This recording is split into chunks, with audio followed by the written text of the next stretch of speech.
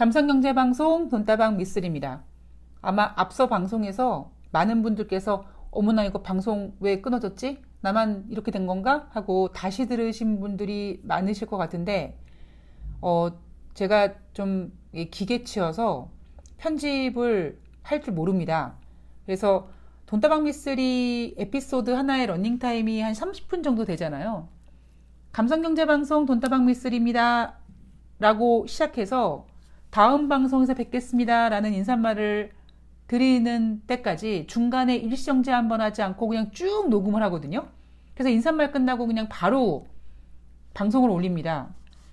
좀 제가 편집 기술이 있으면 좀 제가 이 말은 좀 뺐으면 좋겠어, 이 수단은 괜히 떴던 것 같아, 이런 내용들을 좀 빼고, 좀 제가 잘못 전달한 부분은 다시 수정해서 이렇게 짜맞추고 하고, 그 다음에 뭐 인사를 못했다 그럼 인사를 해가지고 이렇게 연결하면 되는데 제가 그 기술이 없어가지고요. 예. 앞에 오프닝에서는 사실 제가 한 뭐 10번 정도 다시 녹음을 합니다. 왜냐면 처음이니까 목이 안 풀리니까 인사를 할 때 아유 오늘 목이 좀 잠겼네, 이게 입이 안 풀리네, 그러면 다시 처음부터 그렇게 한 몇 번 시도를 해서 야 이렇게 오프닝만 하다가 시간 다 보내겠다, 안 되겠다 라는 생각이 들면은 그냥 방송을 쭉 시작하게 되는 거거든요. 근데 앞서 방송에서 제가 대충 이렇게 녹음을 하면 아 내가 얼만큼 수다를 떨었다라는 감이 오고 이제 끝인사를 해도 되겠다라는 생각을 하고 아이폰을 살짝 터치해서 시간을 확인하는데, 제가 그러니까 터치를 잘못하는 바람에 그냥 녹음을 종료시켜 버린 거죠. 그러면 제가 끝인사를 다시 녹음해서 그거를 이렇게 연결해야 되는데 제가 그 능력이 없어가지고 그것도 막판에 녹음 다 해놓고 그런 일이 벌어져서 정말 5만 가지 생각을 했습니다. 이거를 다시 녹음을 해야 되나? 어떻게 해야 되나? 라고 하다가 그냥 청취자님들께서 이해해 주시겠지. 그리고 그냥 방송을 올렸습니다. 예, 다시 한번 죄송하다는 말씀을 전해드리고 오늘은 그런 실수가 없도록 좀 조심을 해야 될 것 같습니다. 자, 드디어 조 바이든 대통령 당선자는 미국의 제46대 대통령으로 취임식을 마치고 백악관에 입성해서 이제 업무를 시작하게 되었습니다. 2017년 1월 달 트럼프 대통령이 백악관에 입성했다 이런 얘기를 전해드린 게 엊그제 같은데 참 시간이 빠르긴 빠른 것 같습니다. 우리나라 증시 3,000포인트 위협받았습니다. 자, 제가 가장 궁금했던 건 뭐냐면 과연 여러분들께서 이번에 이렇게 출렁거리는 장에 얼마나 멘탈을 꽉 잡으시고 옛날 같았으면 내가 멘붕돼서 막 손절할 수밖에 없었던 그런 상황을 좀 자제하고 내 주식을 꽉 잡고 있었는지, 그게 사실 개인적으로 궁금합니다. 제가 악재를 중심으로 계속 체크를 해드리는 이유가 시장의 저주를 퍼붓기 위함이 아니라 어차피 시장은 앞으로도 계속 출렁거릴 거고 시장이 이렇게 출렁거릴 때마다 가장 멘탈이 흔들리는 사람들은 바로 모래알같이 퍼져 있는 개인 투자자들이니까 돈다방 미쓰리를 청취하시는 여러분들은 어떤 악재가 나오거나 시장이 출렁거렸을 때 그냥 멘붕돼서 막 손절하고 막 그러지 마시고 좀 이성을 찾고 정신줄 꽉 잡고 정신줄도 잡고 내 주식도 꽉 잡고 이렇게 주식을 좀 소중한 자산을 좀 지키셨으면 좋겠다, 뭐 이런 의도로 제가 악재를 중심으로 계속 지금 점검해 드리고 있습니다. 물론 내 돈으로 주식하지 않는 상태, 그러니까 증권회사에서 돈을 빌려서 신용계좌를 터서 주식을 하신 분들은 나는 멘탈을 꽉 잡고 주식을 꽉 잡고 싶지만 증권사에서 어이 저기 당신 담보 부족됐거든요, 반대매매 나갈게요, 그리고 그냥 내 주식을 그냥 헐값에 매도 주문을 내버리는 그런 경우도 분명히 당하신 분들이 계셨을 겁니다. 그래서 우리는 이런 얘기를 하죠. 절대 빚내서 투자하지 말자라는 얘기를 합니다. 일단 마이너스로 시작을 하면은요, 멘탈이 이미 패자가 되는 겁니다. 저는 제가 증권사에 근무할 때 신용계좌를 한 번도 개설해 본 적이 없고요. 그리고 제 고객들 중에 신용계좌로 매매를 하시는 분들은 한 분도 없으셨습니다. 물론 현금 미수로는 매매를 했죠. 근데 제가 신용계좌에 대해서 이렇게 학을 떼는 이유는 뭐냐면 제가 입사했을 때가 IMF가 막 터졌을 때였거든요. 그 이유다 보니 제가 입사해서 장 끝난 다음에 매일매일 막내니까 하는 일이 뭐였냐면 업무팀의 업무 고참 언니가 뭐 지금이야 시스템적으로 타타타타 두들겨서 담보 부족 이렇게 얼마 몇 프로 발생됐고 금액이 얼마고 이거 아마 문자로 쏴주겠지만 저희 때만 하더라도 업무 직원 언니가 고참 언니가 그것도 이렇게 아무나 계산 못하는 거예요. 그래서 업무 직원 언니가 타타타타타 계산기를 막 두들겨서 그거를 수기로 이렇게 양식에다 맞춰가지고 금액을 막 이렇게 채우면 그걸 가지고 저는 한뭉태기를 들고 우체국에 가서 일명 내용증명이라는 거를 보냈습니다. 저는 솔직히 내용증명이라는 게 그때 뭔지도 모르고 그때 알게 됐어요. 그 내용증명이 뭐예요? 겁나 발빠르게 배달되는 특급 우편이잖아요. 그리고 상대방이 받았는지 안 받았는지 확인까지 하게 되는 증거까지 남기는 자, 당신 담보 부족 비율이 몇 프로입니다. 자, 이거 부족 금액을 입금하시던가 입금하지 못한다면 우리 증권회사에서 네가 갖고 있는 주식을 그냥 팔아버리겠습니다. 이거잖아요. 근데 저는 워낙 그 짓을 많이 했고요. 그리고 그 이후에 막 정말 자기 집문서까지 가지고 와가지고 반대 매매 나가지 않게 좀 해달라고 막 지점장한테 무릎 꿇고 이런 그 정말 못 볼 꼴을 좀 되게 많이 봐가지고 저는 신용계좌에 대해서 그렇게 되게 좀 이렇게 좀 되게 부정적입니다. 그래서 제 고객들 중에 신용을 쓰겠다 그러면은 저는 제 고객 못합니다. 그냥 다른 분한테 연결해 드릴게요. 그러고 이제 다른 직원한테 토스하고 그런 일들도 있었습니다. 자, 어쨌든 우리나라 증시는 아슬아슬했습니다만 다시 이제 3,200포인트를 이제 또 시도하고 있습니다. 자, 제가 앞서 방송에서 이런 얘기를 해드렸어요.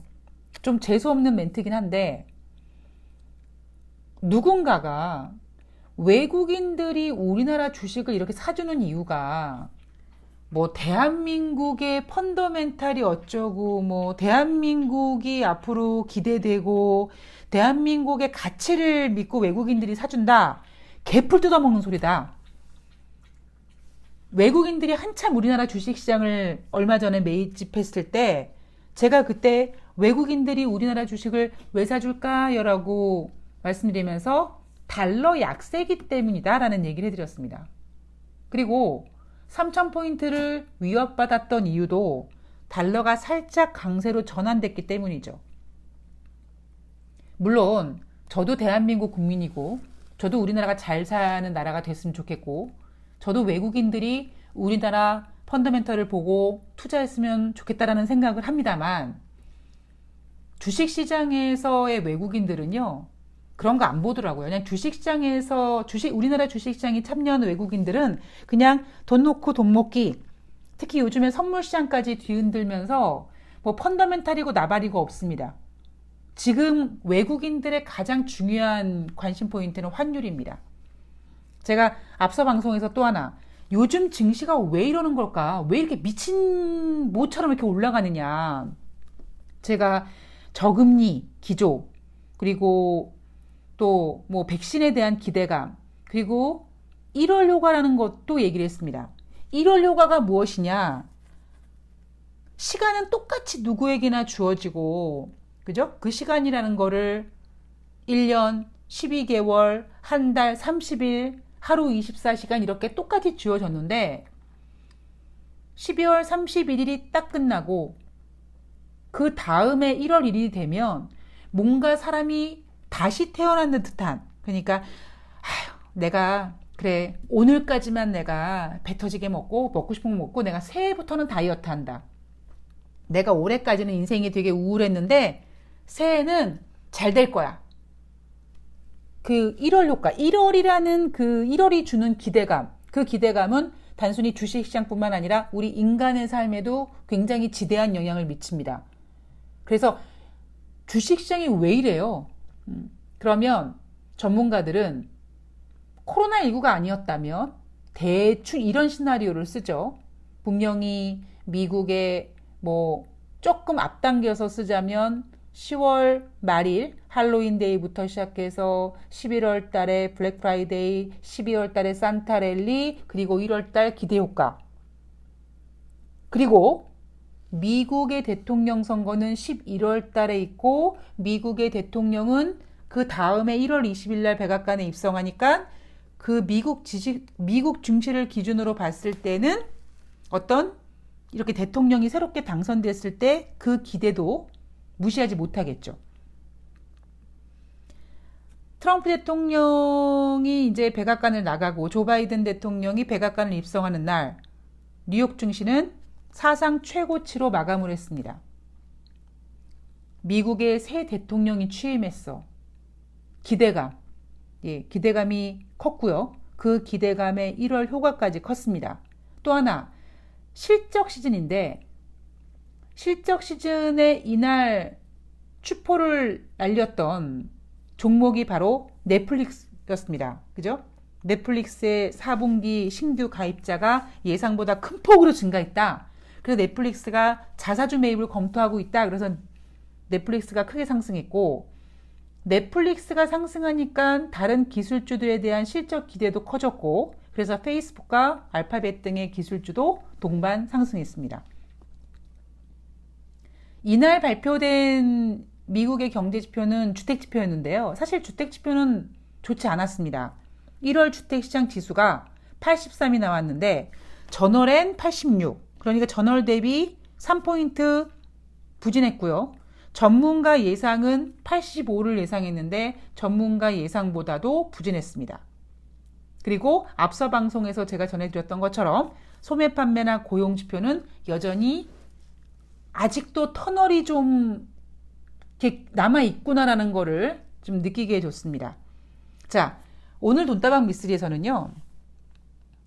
정신줄을 한번 다시 잡아보도록 하겠습니다. 자, 우선 제가 잠시 전에 미쓰리는 신용계좌 별로 안 좋아한다 라는 이야기를 해드렸잖아요. 제가 작전을 할 때도 그리고 세력주를 매매할 때도 변치 않는 게 뭐냐면 뭔가 그 주식으로 이렇게 뭔가 딱 수익을 내서 이렇게 뭔가 크게 한바탕 뭔가 하기 위한 그런 힘들은요. 개인들이 달라붙는 거를 좋아하지 않습니다. 특히 개인들이 지 돈도 아니고 욕망만 커져가지고 그냥 욕심만 많아가지고 자기 돈이 아니라 그냥 남의 돈까지 땡겨가지고 이 돈을 투자해서 주식으로 돈을 벌라 그래? 용납하지 않아. 그러더라고요. 그러니까 단기적으로는 아니야 무슨 소리야. 나 뭐 대출 받고 신용계좌로 돈 벌었어 라고 그렇게 솔직히 이렇게 좀 까보는 분들이 계세요. 근데 중장기적으로는요. 제가 강산이 2번 바뀌는 그 많은 시간들을 이 바닥에서 지내온 결과 없더라고요.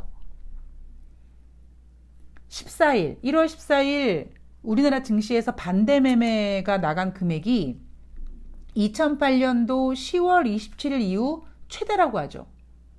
자, 여러분 머릿속에 한번 지수를 한번 잘 상상해 보세요.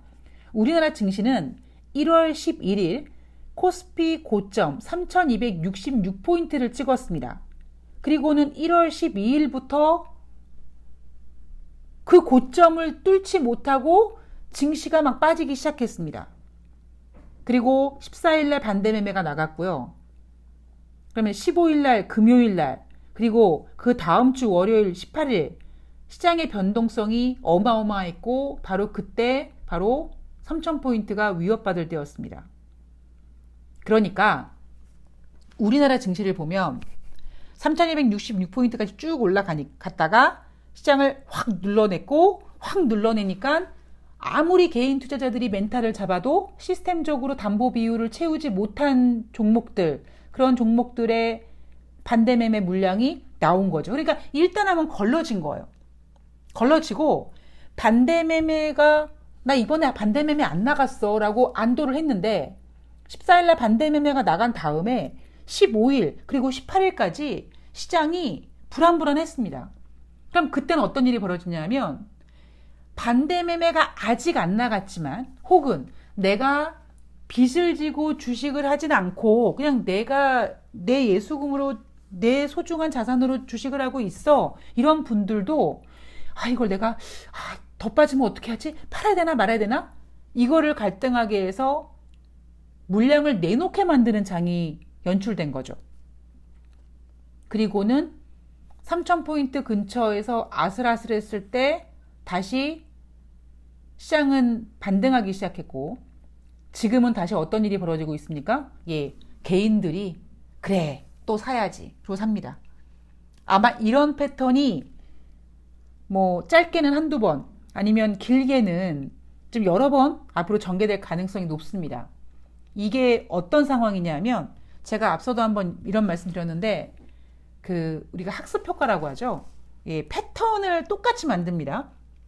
그럼 어느 순간 개인들은 그래 이렇게 아슬아슬하게 빠져서 3,000 안 깨지는 거야. 3,000 안 깨지면 3,000 근처에서 사야지. 그리고 딱 사죠. 그럼 올라가.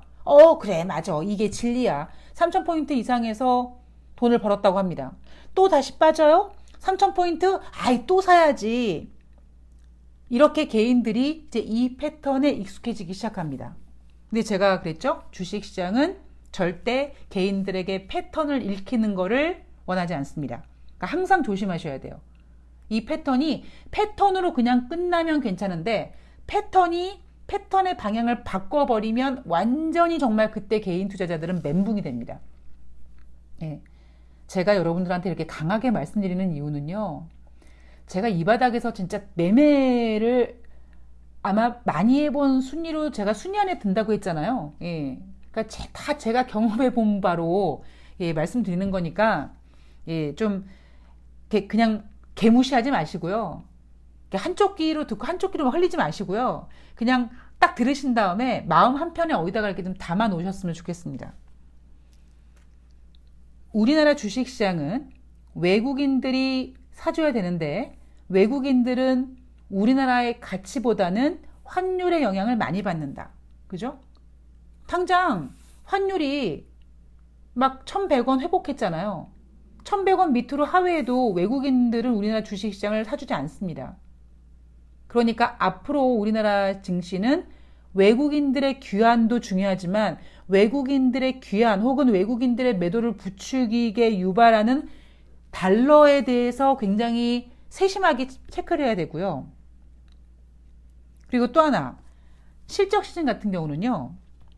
제가 아까 넷플릭스 4분기 신규 가입자가 예상보다 늘었다. 뭐 이런 얘기 드렸는데 뉴욕 증시에서 상장된 종목들 중에 기술주만 있는 건 아닙니다. 당연히 비대면 시대에 넷플릭스 신규 가입자 늘 수밖에 없습니다. 재택근무하면서 사실 저도 집에서 이렇게 뭐 주식 방송 원고 준비하면서 저도 넷플릭스 가입했거든요. 그럼 당연히 재택근무를 하거나 뭐 이런 언택트 시대에 가입자 늘어나니까 매출 늘어나고 매출 늘어나면 기업 실적이 좋을 수밖에 없겠죠. 문제는 뉴욕 증시가 지난번에 경기 지표가 좀 힘들어 했을 때, 즉 미국은 여전히 고용 지표와 소비 지표가 부진합니다.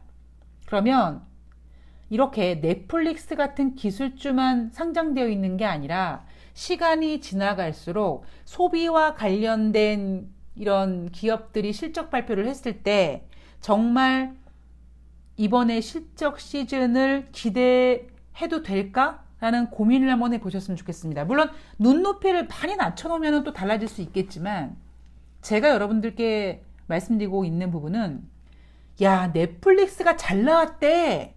우와 다른 것도 후광 효과를 누릴지 생각하지 마시라는 겁니다. 시장이 조금만 빠지면 다 멘붕되고요. 다 멘탈이 흔들리고요. 시장이 또 조금만 올라가면 또 다 흥분 모드로 바뀝니다. 그게 여러분들이 뭐 팔랑기고 여러분들이 뭐 이렇게 주체성이 없고 이런 게 아니라 인간이 가지고 있는 아주 기본적인 그 본성 때문에 그런 거거든요. 그래서 특히 주식하시는 분들은 더 냉철하게 최고의 시나리오 그리고 최악의 시나리오 그리고 내가 이 종목을 만약에 샀을 때 혹은 팔았을 때, 팔려고 매도 주문을 냈는데 못 팔았을 때, 뭐 살려고 매수 주문을 냈는데 1000주를 냈는데 한 400주밖에 체결이 안 됐을 때, 그때 차선책을 계속 만들어 가야 된다는 겁니다. 그게 제가 주식시장에서 똑부러지게 개인 투자자들이 오랫동안 살아남는 법이라고 생각합니다. 지금 코로나19가 이제 뭐 아직까지 저는 터널이 뭐 터널 끝에 빛이 보이기 시작한다고 하지만 글쎄요, 제가 지난 10년 동안 정말 개고생하는 인생을 살아봤더니요. 그래, 터널 끝이 이제 다 보이고 있어. 빛이 보이고 있어. 근데 가도 빛이 아니더라고요. 그런 경우가 있습니다. 그래서 실적 시즌에 대한 기대감이 넷플릭스가 많이 키우긴 했지만 이번 코로나19로 인해서 사실 주식시장이나 국민들의 삶이나 빈익빈 부익부가 더 확대됐습니다. 그래서 여러분들께서 실적 시즌에 대해서 기술주만 있는 게 아니다 라는 거를 한번 냉정하게 생각하시면서 앞으로의 실적에 대해서 체크해 보셨으면 좋겠고요. 그리고 조 바이든 대통령이 미국 통합에 영혼을 걸겠다라고 했는데 저는 개인적으로 조 바이든 대통령이 영혼은 걸지 않았으면 좋겠습니다. 왜냐하면 여러분도 아시다시피 저는 제가 생각하고 있는 어떤 시나리오 중에 하나는 왠지 모르게 조 바이든 대통령이 임기를 마치기 전에 이렇게 그런 좀 그런 시나리오도 갖고 있다 보니까 그냥 그 연세 이렇게 막 영혼까지 바치고 그런 건 별로 원치 않습니다. 개인적으로. 자, 워싱턴 DC 연방 의사당 앞에서 미국 통합에 영혼을 걸겠다라고 했습니다. 자, 지금 조 바이든의 시대가 이제 열리긴 했는데요. 사실 엄청나게 풀어야 될 숙제가 많습니다. 트럼프 대통령에 대해서 언급을 하나도 안 했죠. 트럼프 대통령 취임식엔 참석하지 않았지만 그래도 편지는 남겼다고 하더라고요. 자, 우선 지금 미국이 겪고 있는 가장 큰 고통, 물론 코로나19도 있지만 코로나19 때문에 무너진 경제를 회복시켜야 되는 것도 있지만 극단적인 정파주의, 그리고 백인 우월주의, 뭐 이런 문제가 지금 미국에 퍼져 있고 트럼프 대통령은 제일 먼저 했던 게 멕시코 장벽을 세우자 막 이랬잖아요. 근데 조 바이든 대통령은 임기를 시작하면서 마스크를 쓰자, 그리고 실직자를 강제로 퇴거하는 거를 유예시키고 학자금 상환 기간을 연장하면서 국민들을 토닥거리고 통합을 위해서 애쓰고 있습니다. 자, 그리고 대외적인 문제는 북한 문제 있죠. 이번에 취임식 때 북한을 언급하지 않았다. 제가 조 바이든 대통령이어도 언급하지 않습니다. 왜 그렇게 조 바이든이 왜 김정은을 왜 입에 올려서 김정은을 광고해 줍니까? 그럴 필요가 없거든요. 어차피 풀어야 될 숙제고, 그리고 제가 만약에 조 바이든이라면 오히려 나는 지금 북한 니네가 중요한 게 아니라 우리 미국이 중요한 거야. 그렇게 약간 관심 받게 두면 약간 밀당 같은 거에 필요하거든요. 근데 뉴스 보니까 이번 취임식 때 북한 얘기가 나오지 않았다 뭐 이런 얘기하는데 그거는 별로 그렇게 의미를 둘 필요는 없을 것 같습니다. 자, 이란 문제 있죠. 그리고 중국 문제가 있습니다. 자, 파리 기후협약 재가입하기로 했고, 그리고 일부 이슬람 국가에 대해서 적용했던 입국 금지 조치를 철회했습니다. 지금 조 바이든 대통령은 국내외적으로 트럼프 대통령이 벌려놓은 그 일들을 다 수습해야 되는데, 제가 예전에 어떤 방송을 하면서 그 출연자들이 진탕치고 지네들끼리 그냥 막 그냥 잔치를 벌이고 제가 뒤 쓰레기 청소를 해줬던 그런 경험이 하나 있었거든요. 근데 그것처럼 참 남이 진탕치고 놀고 간 그 뒤를 청소하는 일은 참 힘듭니다. 그래서 조 바이든의 임기의 시작이 그렇게 평화로운 아름다운 길이 될 것 같지는 않습니다. 특히 제가 앞서 방송에서 중국에 대한 이야기를 해드리잖아요. 중국이 베이징이 아니라 우한에서 코로나19가 발생됐고 그때 베이징이 타격받지 않아서 중국은 오히려 빨리 봉쇄시켜버리고 우한의 환자가 줄어들고 그러니까 경제 회복에 박차를 가해서 중국이 원하는 거는 위안화의 세계화다. 그런데 미국 같은 경우에는 뉴욕을 타격받는 바람에 경제가 휘청휘청했죠. 신규 실업수당 청원 건수가 뭐 정말 엄청난 숫자로 불어나고 있고, 뭐 실업률, 뭐 신규 고용 이런 것들이 대공황 수준으로 악화됐습니다. 트럼프 대통령은 백악관에 입성한 다음에 맨 처음에 한 일이 멕시코에 장벽을 짓는다고 했고, 그리고 이제 뭐 감세를 했습니다. 그리고 중국과 무역 분쟁을 시도했습니다. 근데 작년에 1년 전에 트럼프 대통령의 재선 이야기가 막 나왔을 때요. 조 바이든이나 트럼프 대통령이나 중국에 대해서는 생각이 좀 다르지 않다라는 얘기가 나왔습니다. 그 얘기는 뭐냐면 세상에, 아니, 이 지구에 태양이 둘일 순 없잖아요. 그런데 제가 앞서도 이런 얘기를 계속 해드렸는데 저 하늘에 태양이, 미국이란 태양이 딱 떴는데 자꾸 중국이 자기도 태양이라며, 어이 미국, 너는 서양의 태양이고 나는 동양의 태양이야. 우리 이렇게 서로 맞짱 뜨자. 우리 서로 이렇게 그냥 동급하자, 이렇게 까불어 대는데 미국은 그게 싫었던 거죠. 그래서 조 바이든이 앞으로 펼칠 어떤 대중 관계에 대해서 우호적일까? 그렇다고 생각하진 않습니다. 그런데 제 생각엔 또 하나 뭐가 있냐면, 제가 옛날에 한번 이런 얘기 드린 적이 있잖아요. 만약에 중국이랑 미국이랑 화해를 하기 위해서는 외계인이 쳐들어오면 된다. 외계인이 쳐들어오면 중국과 미국이 손잡고 외계인을 쳐부술 거다, 싸울 거다, 이런 얘기 해드렸는데, 글쎄요, 조 바이든 대통령은 당장은 미국이 너무 지금 불안불안하잖아요. 그리고 게다가 트럼프 대통령이 뭐 자기가 터미네이터도 아니고 뭐 돌아오겠다는 얘기하고 막 계속 좀 뒤숭숭하게 하고 있는데, 이번에 좀 시간은 걸릴 수 있을지 모르겠습니다만 지금 상원에서 준비하고 있는 트럼프 대통령의 탄핵이 어쩌면 가결될지도 모른다고 하죠. 어차피 퇴임했는데 뭔 의미야? 무슨 의미냐면 다시 트럼프 대통령, 그러니까 트럼프가 정계에 입문하지 못하게 아예 그냥 쳐버리는, 그러기 위해서 탄핵시켜버리는 뭐 그런 계획을 세우고 있다고 합니다. 그러니까 조 바이든은요, 지금 현재 중국을 상대할 어떤 그게 없어요.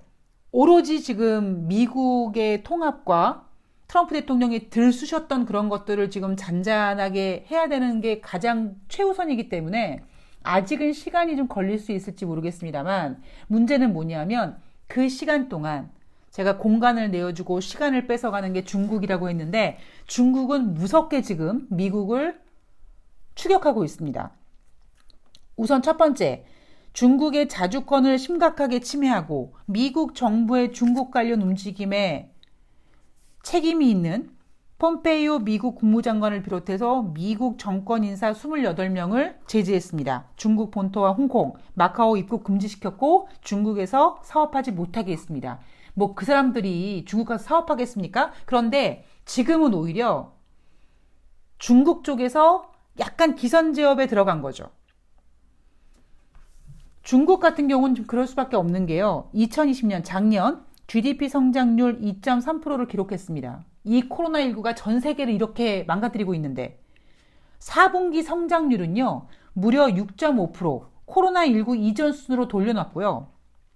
12월 산업 생산은 7.3%를 기록해서 마찬가지로 2019년 4월 이후 가장 빠른 새 증가세를 보였습니다. 2019년 4월이 언제냐면요, 미국과 중국이 무역 분쟁 실컷 쿵당쿵당 하면서 이제 합의를 좀 할까? 그런 얘기가 나오기 시작됐을 때였습니다. 그리고 중국의 무역 규모도 2019년 대비 1.9% 증가했습니다. 수출은 4.0% 증가했고요. 물론 마찬가지로 코로나19에서 제외될 수 없다 보니까 소비는 3.9% 감소해서 아쉬움을 좀 남겼습니다. 올해는요, 저는 제가 앞서서 뭐 조심스럽게 중국의 반격이라고 했는데, 반격이라고 표현하기에는 좀 과장되긴 했는데요. 중국의 움직임 잘 봐야 되고요. 조 바이든이 어느 날 갑자기 중국한테 야, 우리 친구하자. 그동안 관세 다 없애주고 다 우리가 양보할게. 그럴 사람은 아니라는 거 우리가 항상 염두에 둬야 된다고 생각을 합니다. 자, 그리고 또 하나. 제가 인플레이션 이야기를 계속 해드리고 있고요. 이게 2019년도 증시가 한번 초에 이렇게 발작했을 때 그 원인이 뭐냐면 미국의 금채 금리가 뭐 3% 넘어간다. 뭐 이런 얘기 나왔을 때입니다.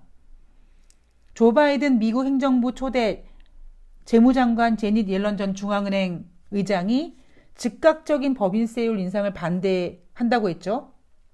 만약에 법인세율을 올리더라도 코로나19에 따른 경기 침체 극복 이후에 올릴 것이다. 지금 당장 올리지 않을 것이다.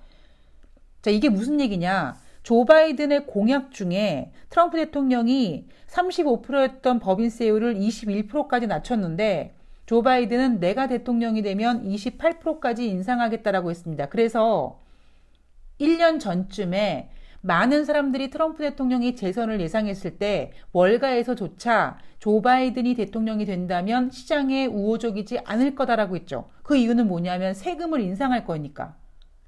트럼프 대통령이 감세 정책 해가지고 증시가 올라갔다면서요. 물론 저는 그렇게 생각하지 않습니다만 뭐 여하튼 제닛 옐런 전 연준 의장은 이렇게 얘기했습니다. 또 달러 약세를 추구하지 않겠다라고 했습니다. 자, 달러 약세 이야기, 달러에 대한 이야기 제가 오늘 방송 초반에 얘기해 드렸죠. 우리나라 증시에 대해서 같이 연관해서. 그리고 50년 만기 중장기 국채 발행에 대해서 검토하겠다. 자, 검토하겠다는 얘기는 뭐냐면 안 하지는 않을 거야. 생각하고 있어. 필요하면 할 거야. 이런 뜻입니다. 미국이 이렇게 50년 만기 초장기 국채 발행을 하는 이유는 미국이 지금 부채가 겁나 많아가지고 이자 부담이 너무 크니까 긴 기간의 국채를 발행해서 그 이자의 부담을 줄이기 위함입니다. 자, 제가 지금 오늘 방송한 내용들을 쭉 정리해 보면 시장은 다시 개인 투자자들이 그래 우리 동학개미에 뭔가를 보여주자 이러면서 또 다시 막 이렇게 띄우고 있는 동안에 돈다방 미스를 청취하고 계신 우리 청취자 여러분들은 원투데이 주식할 거 아니시라면 쭉 1년 동안 주식을 보고 주식하실 거라면 아 그래 맞아 조 바이든은 언젠간 법인세율을 올릴 사람이야. 그래 중국 쟤네 가만히 있지 않으래야. 조 바이든도 그렇게 중국의 우호적인 애는 아니야. 물론 트럼프 대통령이 너무 휘집어 놔서 그냥 통합을 생각하고 이런 거지만 트럼프 대통령이 전 세계적으로 뒤흔들어 놨던 그 모든 것에 대해서 조 바이든이 다 통합하겠다는 건 아니에요. 일단 명분상으로는 미국을 통합시키겠다고 했습니다. 미국을 통합시킨 다음에 이제 외교적인 문제에서 미국은 절대 1위 자리를 뺏기지 않으려고 모든 수단을 다 동원할 겁니다. 그러니까 조 바이든이 이렇게 할아버지처럼 이렇게 인상 좋은 게 이렇게 분으로 보시면 안 돼요. 예. 그분의 정치 성향이나 이런 거 보면 그분이 만약에 그러니까 지금 워낙 트럼프 대통령이 저렇게 판을 만들어 놔가지고 그냥 되게 그냥 좀 온순해 보이는 거죠. 조 바이든이 갖고 있는 정책들이 월가에서 나온 얘기를 들어보면 그렇게 시장에 우호적인 정책을 갖고 있는 사람이 아닙니다. 우리는 그것까지 생각을 하고 1년 동안 매매를 해야 되고요. 여기에다가 미스레가 얘기했던 대로 중국, 그 다음에 미국 내에서 인플레이션, 또 하나 터널 끝에 빛이 보이기 시작할 것이라고 했는데 제가 잠시 전에 말씀드렸던 것처럼 그 터널이 아직 더 남아있을 수도 있습니다. 우리 작년 10월 달에 트럼프 대통령이 뭐 백신을 개발하고 뭐 크리스마스 전에 보급한 이런 그 정말 허공에 삽질하는 소리 했잖아요. 근데 지금 어떤 얘기가 나옵니까? 우리 얼마 전에 화이자라든가 이런 곳에서 백신 개발했을 때 주식시장이 막 미친 듯이 올라갔잖아요. 왜? 백신 개발됐으니까. 그런데 그때도 야, 무놈의 백신이 무슨 그렇게 1년 안에 금방 후다닥 만들어져. 아무리 임상실험 3상을 했다고 하지만 사람 몸에 투입하는 약인데 우리 이런 우려했잖아요. 근데 지금 냉정한 시나리오가 뭐냐면 전 세계에서 지금 진행되고 있는 백신 접종이 잘 진행되지 않습니다. 오히려 시간이 지나갈수록 백신에 대한 부작용 환자가 증가되면서 백신의 어떤 접종 비율이 떨어지고 있고, 그리고 우리나라 같은 경우도 뭐라고 얘기합니까? 2월 달부터 백신을 맞아서 뭐 어찌어찌해서 뭐 하루에 전 세계 사람들이 다 한꺼번에 빵 맞으면 되는데 그게 안 되니까. 그럼 순차적으로 맞는다고 해도 이놈의 백신이, 이놈의 그 항체가 집단으로 만들어져야 되는데, 우리나라 이 보건부에서 지금 생각하고 있는 거는 9월이라고 하잖아요. 그러면 최소한 우리는요, 9월, 10월 달까지 마스크를 계속 써야 된다는 얘기예요. 제가 주식이란 녀석은 미래를 선행해서 저 위에 올라가 있고, 어이, 실물 경제 빨리 이렇게 따라와, 이렇게 한다고 했잖아요. 근데 문제는 그게 산책하는 개 시나리오의 가장 최고의 시나리오가 실물 경제가 빨리 따라가는 경우, 두 번째는 늦게 따라가는 경우. 이런 얘기 해드렸잖아요. 자, 코로나19가 이렇게 딱 냉정하게 봤을 때 2021년에도 아주 재수 좋으면 뭐 9월달 아니면 정말 연말까지 계속 변종 바이러스가 이렇게 막 만들어가지고 백신을 접종받아도 항체가 안 생기고 변종 바이러스가 이기는 상황이 벌어지게 되고, 또 뉴스에서 나오는 게 정말 첫 번째 주사를 맞았는데 주사 맞았을 때 효과가 임상실험보다 떨어진다 이런 얘기도 나오잖아요. 그 얘기는 앞으로 가야 될 터널이 좀 더 길게 남아있다라고 생각을 합니다. 그랬을 때 과연 지금 1월 효과, 미국의 대통령 취임, 뭐 부양책 이런 걸로 1년 동안 다 우려먹을 수 있는가에 대해서 우리는 되게 냉정해야 된다고 생각합니다. 그리고 제가 이런 얘기를 해드리는 거는 마찬가지로 여러분들에게 공포를 드리려고 하는 게 아니라, 이런 내용들을 알고 있으면 알고 있는 악재에는 뒤통수 맞지 않을 거고 뒷목 잡지 않을 거기 때문에 여러분들이 조금 들으시기 불편하지만 이런 얘기들을 중심으로 전해드리고 있습니다. 그리고 냉정하게 보면 시간이 지나가서 보면은요, 미쓰리가 한 얘기가 주식시장 오른다 내린다 이거는 저는 잘 모릅니다만, 경제 이슈는 제가 그렇게 뭐 잘 못 본다 이런 얘기 할 필요 없이 좀 건방지게 얘기하면 경제 이슈는 제가 잘 맞췄잖아요. 이런 얘기 당당하게 할 수 있을 정도로 제가 좀 봅니다. 그러니까 여러분들께서 이런 이슈들도 꼼꼼히 체크해 가시면서 호재는 조금 감해 보시고 악재는 좀 더해 보시면서 앞으로의 시장을 대응하셨으면 좋겠습니다.